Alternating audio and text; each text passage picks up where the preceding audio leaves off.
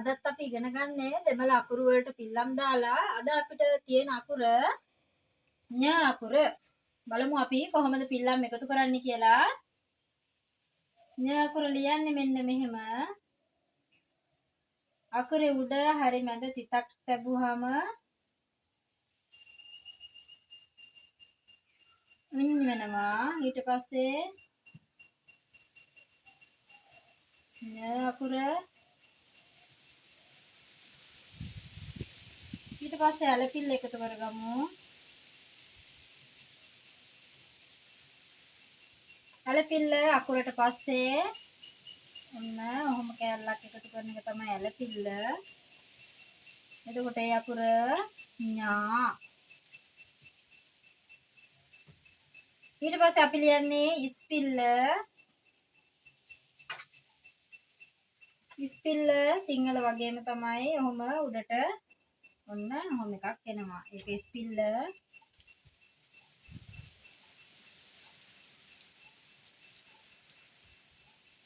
ඊළඟට දීර්ඝ ඉස්පිල්ල.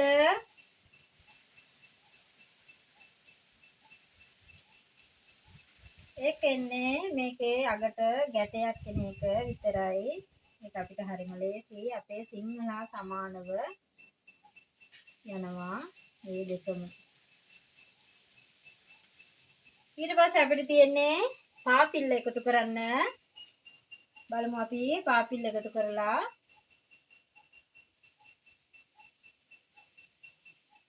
ඔන්න ඔහොම නවල මෙහෙම උඩට දාන එක තමයි පාපිල්ල.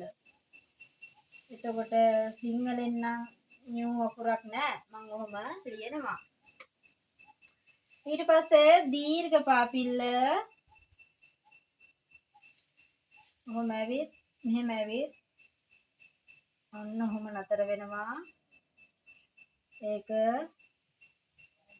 නියු අකුර. ඊට පස්සේ අපි එකතු කරනවා කොම්බු ටික. කොම්බුවයි ඤ අකුරයි ඒක දෙමළෙන් මේ විදිහටම යනවනම් සිංහලෙනුත් ඒ විදිහටම තමයි යන්නේ. ඊට පස්සේ කොම්බුවයි හල් කිරීමයි වෙනුවට තියෙන කොම්බුව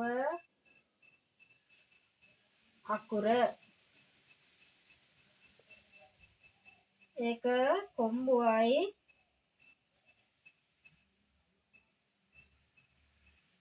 නේ. ඊට පස්සේ අපිට තියෙන්නේ කොම්බු දෙක. කොම්බු දෙක ඔන්න ඔය විදිහට ලිව්වා. ඤ අකුර ලිව්වා. එතකොට ඒක අපි ලියන්නේ කොම්බු දෙකයි කියලා.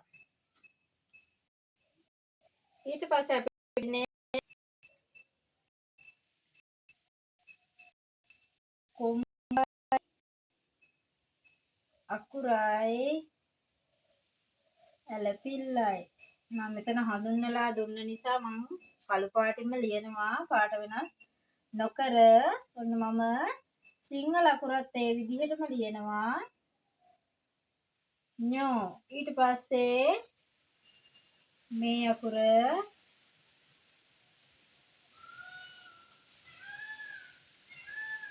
බලන්න ඒක කොම්බුවයි අකුර ඇලපිල්ල සහිත හල් කිරීම. අන්තිම අකුර කොම්බුවයි අකුරයි ගයනු කිත්තයි. කොම්බුවයි අකුරයි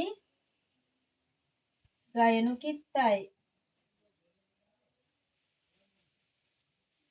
ගයනු කිත්ත ඔය විදිහට දැම්මා. හරි යාළුවනේ ඔන්න අපි ඒ අකුරත් ලියලා ඉවරයි.